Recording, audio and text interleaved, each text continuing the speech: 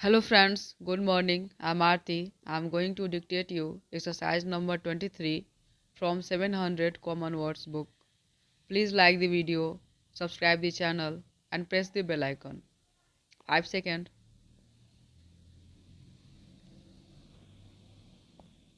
Start. How we say a thing is generally just as important as what we say. Sometimes it is important because we can change the meaning of the words we use by the way we say them. If we place weight on one word rather than on another, we can change the feeling of our words. By changing the expression of our voice, we can suggest that we are serious or that we are speaking only in play. For example, you may say to a friend, "You really are the most senseless person I ever met." With such a remark, you could break with your friend forever. But in 9 cases out of 10, such a remark will have been made lightly, as if in play. And if under the words there is just a suggestion of seriousness, your friend is free not to remark upon it because you have made the statement so lightly. Sometimes people do not wish it to be said that they are not speaking the truth, and yet they do not want to speak the truth. They therefore take words which in themselves could be true but use them in such a way as to suggest a different meaning. It is not, however, only in connection with meaning or the results of our words that it is important to be careful. How we use our voices is important in itself. We often hear such remarks as "she has such a pleasing speaking voice" or "her voice really gets me down. I simply could not live with it." And it is true that there are voices we like to hear and voices that we do not like to hear. Few of us really know the sound of our own voices. It seems that our hearing is not planned in such a way as to let us hear ourselves perfectly. We therefore often go through life thinking we speak in one way when in fact we speak in some quite different way.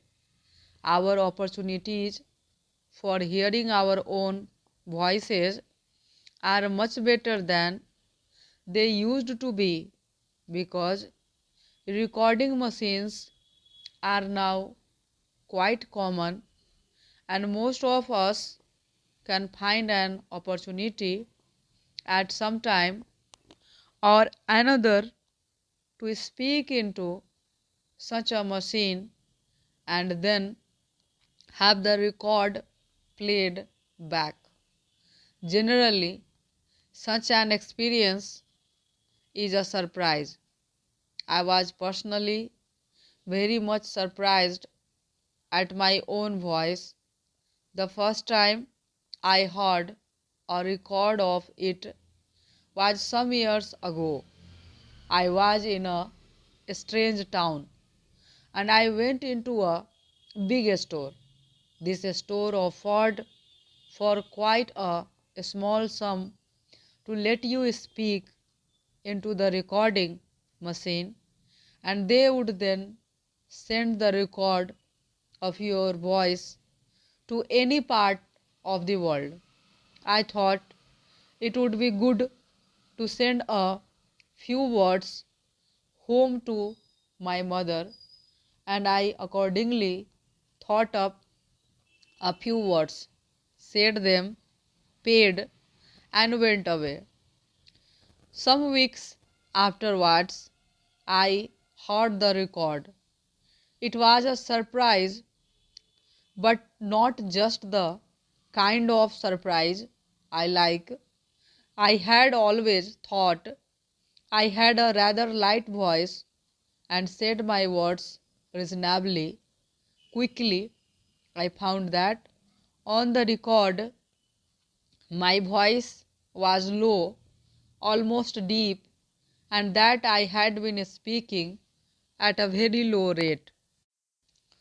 More recently, I made a full size record, speaking throughout at 100 words a minute, but the result was just the same.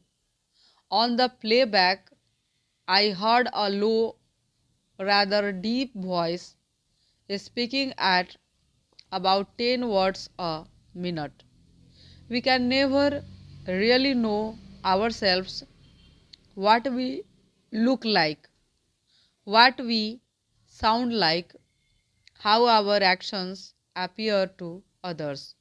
Perhaps this is just as well, because even if we cannot really see ourselves as we are, it is equally certain that other people do not see us as we really are either. The big opinions each person holds about another person are influenced by that person's many experiences, as well as by the quality of the person's own hearing and seeing. There is one thing that we can do, however, and that is to train ourselves to speak and act in a way that we ourselves believe to be satisfactory. If we cannot please others, we can at least try to please ourselves. But it is important, highly important, in fact, that we try to follow only the best examples. Stop.